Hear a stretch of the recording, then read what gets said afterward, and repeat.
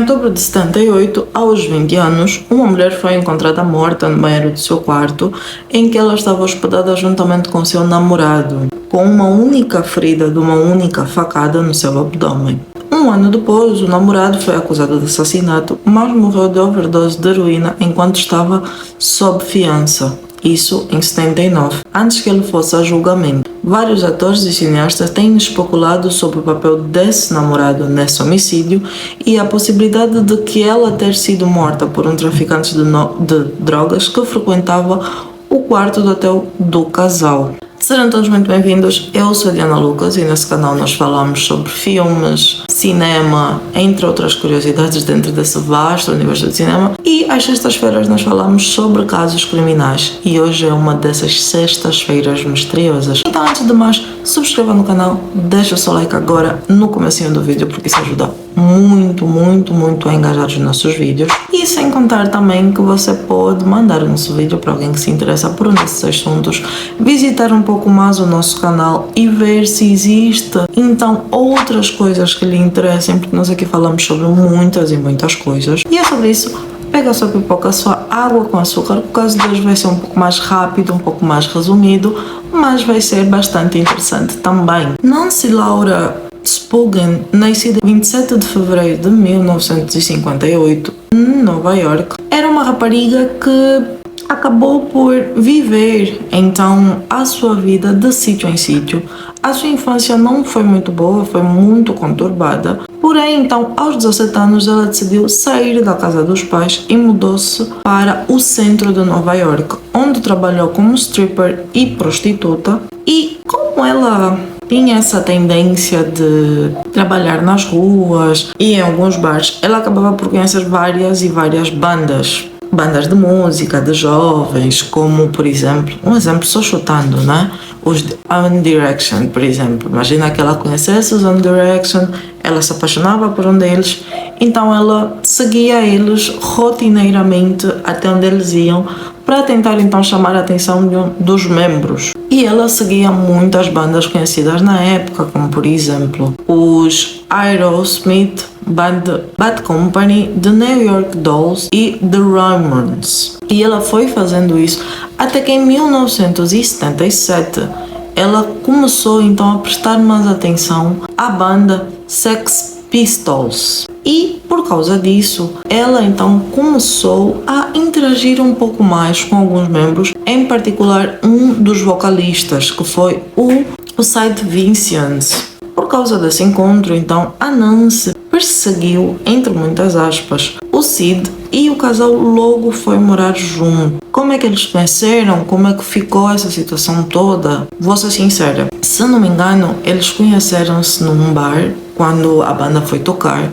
Ela gostou muito deles e ela quis manter essa interação. Porém, uma coisa que eu vi e que eu acho importante ressaltar é que ela tinha um histórico, vamos assim dizer, sobre essa questão dela ser um pouco maníaca, né? Ela queria ter fama, ela queria ser popular, ela queria dinheiro, mas ela também não queria fazer muito. Na época, isso porque tudo o que é noticiado sobre esse casal e muitas outras pessoas, nós temos mais noção daquilo que encontramos na mídia, né? Aos jornais e tal, e eles vão vender de forma um pouco mais propagandosa. Alguns membros da banda do Sex Pistols, eles acabam por dizer que a Nancy era bem obcecada, ela era bem maníaca, bem manipuladora e também muito controladora, e que ela acabava por levar então o Sid por certos caminhos. Mas vamos falar um pouco mais sobre o Sid.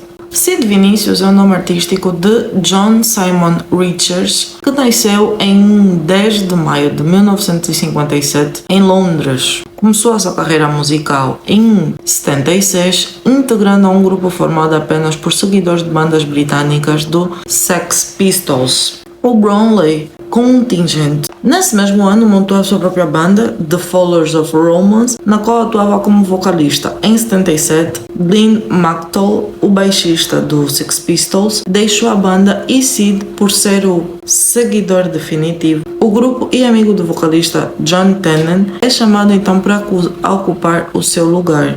Devido ao uso de drogas injetáveis, foi hospitalizado com hepatite durante a gravação do único álbum de estudo do grupo e, em janeiro de 78, após a sua saída de Rotten, a banda se dissolveu. Essa é a história de Sid. Ele e a Nancy se conheceram e o relacionamento por si só deles acabava por falar muito sobre como eles se viam, sobre como a Nancy era, entre aspas. Os dois passavam horas, dias sobre drogas, efeito de drogas. Eles drogavam-se compulsivamente, eles brigavam compulsivamente e eles tinham um relacionamento que eu posso dizer tóxico, isso segundo várias fontes. Tanto que teve até um episódio, que eu me lembro enquanto eu pesquisava, em que um dos membros, segundo relatos, disse que a Nancy era tão controladora que ela pegava, ela extorquia tudo o que o Sid tinha, mas ao mesmo tempo o Sid não conseguia terminar o relacionamento. Talvez por codependência dos dois lados,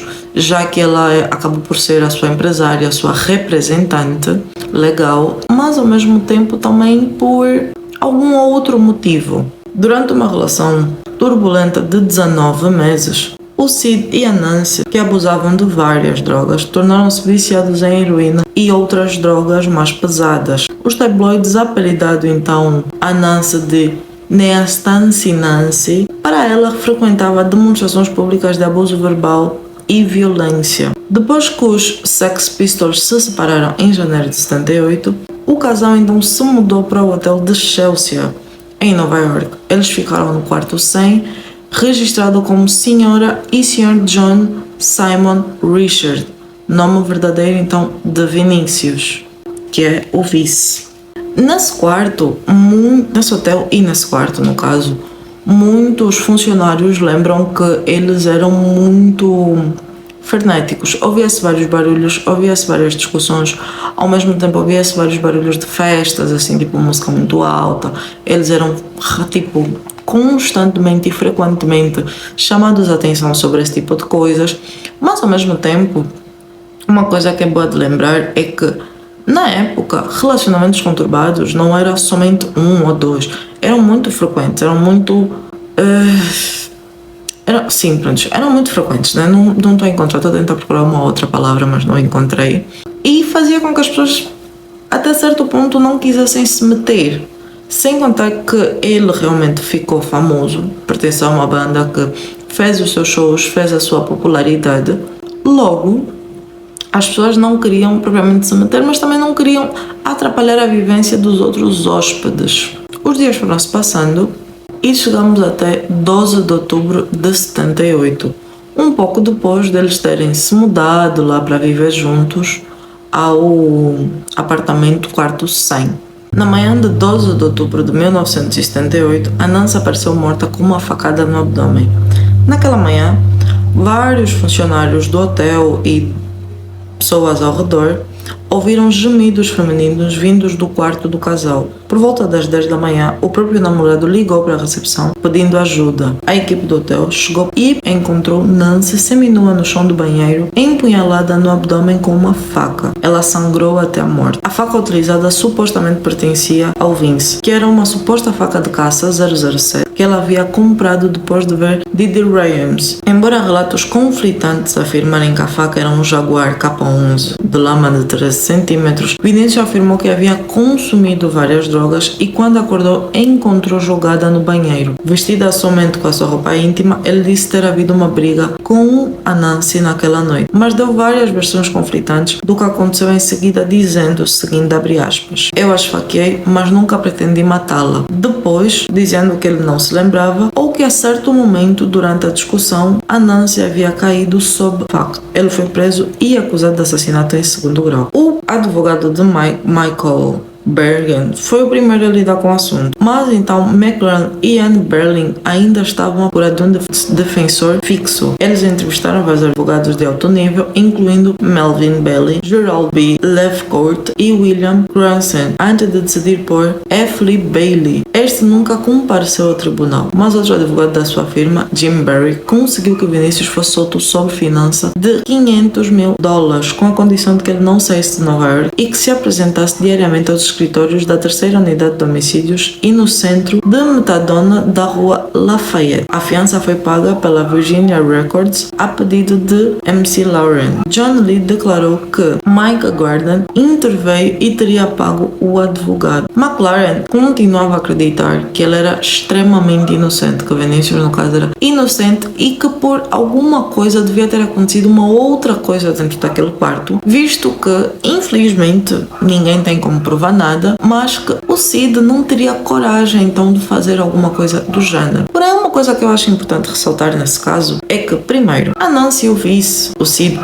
eles tinham um relacionamento extremamente abusivo, em que já foi supostamente comprovado que a Nancy às vezes apanhava, eles lutavam, tinha uma relação abusiva não só verbalmente, mas fisicamente também. Após ser libertado, a ideia de MC Lauren era de Vinícius gravasse um álbum com Jones e Coco para arrecadar fundos para sua defesa. Seria um álbum natalício, vendido um conjunto de camisetas com slogans estampados. No entanto, pouco depois, ele se envolveu em outro problema judicial. Na noite de 5 de dezembro, foi a boate Uri, acompanhado de alguns amigos. O grupo Scafish iria se apresentar. Sua roadie era uma mulher chamada Tara, que era namorada de Todd Smith, irmão da cantora Patti Smith. Vinícius tentou flertar com Tara, que o rejeitou e ele insistiu. Smith o pediu para recuar e Vinícius quebrou uma garrafa de cerveja e a enfiou no rosto de Smith, que precisou de levar 5 pontos. No dia 7 de dezembro, Vinícius foi acusado de agressão. O juiz concordou que ele havia quebrado os termos da sua fiança anterior e o enviou para Rikers Island, onde foi submetido a uma desintoxicação forçada. No dia 18 de janeiro, Vinícius compareceu ao tribunal, representado então pelo mesmo advogado da vez passada, o Jim Merrigan. Para a surpresa de todos, o juiz James Leff não apenas o liberou sob fiança de $10 mil, mas também reduziu as condições dadas anteriormente. Ele agora tinha que se apresentar à unidade de homicídios apenas 3 vezes por semana e não precisava comparecer ao centro de Metadona. Leff aplicou uma condição, que Vinícius não frequentasse boates. Após o pagamento, ele foi libertado no dia 1 de fevereiro de 79. No mesmo dia, acharam muito bem fazer com que então se festejasse a libertação de Vinícius, dando uma festa, uma super festa assim, num apartamento fechado com várias mulheres, vários rapazes, bebida e o quê? Droga, uma coisa que ele já devia ter se afastado. Com a presença de várias pessoas, como a sua nova namorada, Michelle Robinson, com a presença de Jerry Only, dos Misfits e Holly Pryor. No momento, o artista estava livre das drogas, graças ao programa de desintoxicação da prisão. Porém, durante a festa, conseguiu um pouco de heroína com seu amigo e fotógrafo Peter Graveland, que pediu a Robinson que injetasse nele, mas ela negou fazer isso. De acordo com o Peter, a nova namorada dele, do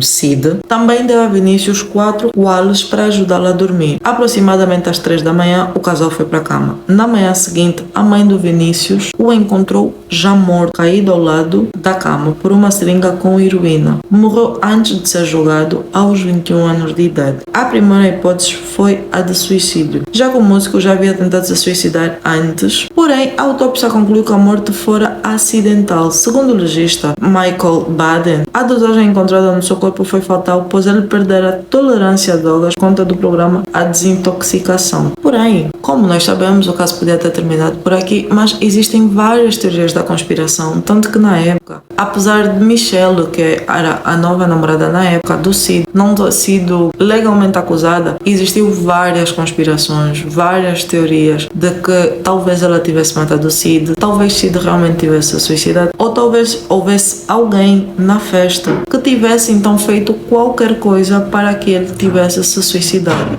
Como também se acredita que existe então a teoria de que ele fez isso propositalmente porque ele não aguentava a culpa, já que muita gente ao seu redor disse que desde que a Nancy tivera ido da rasta para cima, Felizmente o Cid não voltou a ser a mesma pessoa, não voltou, pelo contrário, ele foi se afundando cada vez mais nas drogas. Mas é isso, esse foi o nosso caso de hoje. Deixem nos comentários o que é que vocês acham, se vocês já ouviram falar sobre esse caso, se não, e se de alguma forma vocês têm alguma teoria da conspiração sobre esse caso. Eu adoro ler teorias da conspiração, tá bom? Ficamos por aqui e nos vemos no próximo vídeo.